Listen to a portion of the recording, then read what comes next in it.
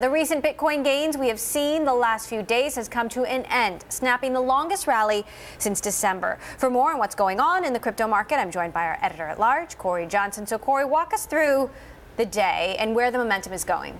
Well, we don't know who the buyers and sellers are, such as the nature of buying and selling. But I think what we've seen is a bounce off the bottom. You can see it from a sort of technical basis, whatever the heck that means. But the trading in these things, we're certainly in a free fall in cryptocurrencies across the board. And as we've talked about many times, they were all trading in lockstep with each other, despite the important differences between the different types of cryptocurrencies, all trading together, all kind of getting a bounce. But I think we've seen a little bit of a separation between the different kinds of currencies over the course of the last week, and you can see it in the pricing of those different cryptocurrencies. Right, and talk about how the other cryptocurrencies are tracking relative to Bitcoin. They've separated a little bit. I mean, yesterday you saw a big bounce in, for example, I think Ripple at one point was up over 20%. Bitcoin was up a fraction of that. Today you saw a turnaround together today, but I think that there's a little bit of a separation showing up in these. What's driving that? Well, who knows? I mean, the notion of speculation seems to be coming in the wind coming out of the sails. The steady stream of ICOs rushing, of companies rushing out to create new coins that seem to have no purpose, rhyme, or reason, except for the few that did. And I think that there's a growing recognition of what we've talked about, which is that some of these technological solutions actually have a purpose and a point.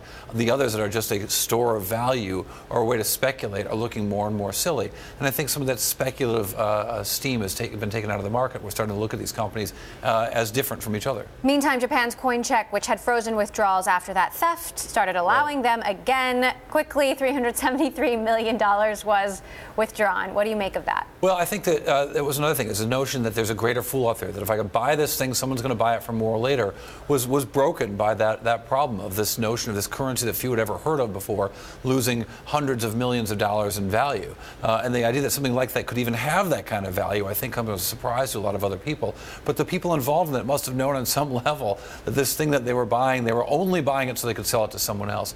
I also think it's kind of a failure of what we do as journalists sometimes, is talk, and I mean all of us in the community of journalists, not me and you, of course, but the talking about stocks as if they go up because someone else, because they should go up, or they go down because they're going down, and not talking about intrinsic value, and not talking about the businesses that underlie them. That leads to speculation because it leads to people not knowing what they're doing and why they're buying things. And when we think about cryptocurrencies as an investment, or we think about equity as an investment, or we think about debt as an investment, we need to understand what the underlying thing is that we're investing in, and then it starts to make sense what the price might actually be. What do you think regulators are learning from fiascos like what we're seeing with CoinCheck? Well, I think that we've heard different things, but I'm actually pleased to hear what I hear from some regulators, which is the notion that they're not all the same, and that regulation can protect investors from the shams and the crooks and let real companies flourish with a light hand where protections are needed and maybe regulations aren't.